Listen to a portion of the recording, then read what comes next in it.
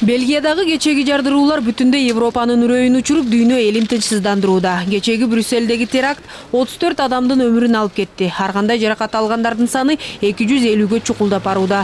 Өлкөдө терроризм коркунучунун эң жогорку деңгээли жарыяланды.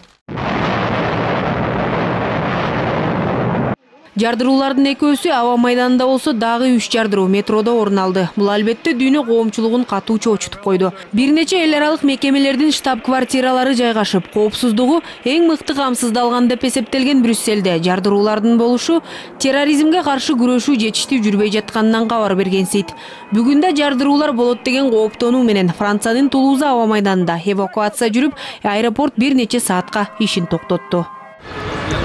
Айрым эксперттер террорчулар эми Германияны чабуулга ала баштоосу мүмкүн деген кооптонууларын билдирип чыгышты. Март айынын башында Америка Кошмо Штаттарынын мамлекеттик департаменти Европанын дээрлик бардык мамлекеттери эл аралык террористтик уюмдардын чабуулуна кабылышы мүмкүн экенин эскерткен. Анда коркунуч ислам мамлекети жана Аль-Каида сыяктуу террорчу топторунан болору айтылган. Экстремисттер ири спорттук иш-чараларды, театрларды, ачык базарларды, авиациялык кызматтарды, унаа системасын жана коомдук жайларды бутага алганы белгиленген. Буга кошумча тиешелүү эскертүүдө теракттар Азия мамлекеттеринде да орун алышы мүмкүн экендиги айтылган. Учурда бир топ өлкөлөр коопсуздук чараларын күчөтүп, адамдар көп топтолгон жерлерге көзөмөлдү күчөтүштү.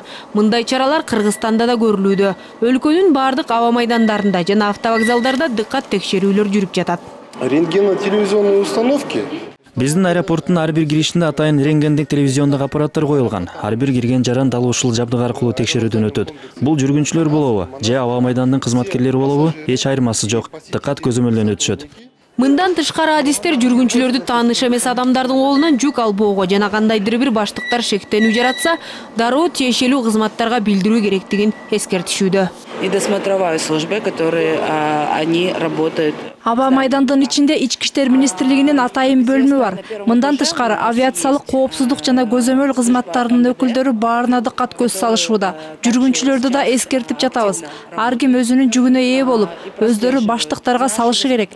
Жүктөрүн кароосуз таштап кетпеш керек. Себеби бул белгилүү бир деңгээлде кооптонуу жаратышы мүмкүн. Адистердин айтымында 2-3 эсеге күчөтүлгөн коопсуздук чаралары жүргүнчүлөр үчүн кандайдыр бир деңгээлде ыңгайсыздыктарды жаратышы мүмкүн. Бирок бул аракеттер өлкөнүн тынчтыгы үчүн жасалып жатканын унутпашыбыз керек.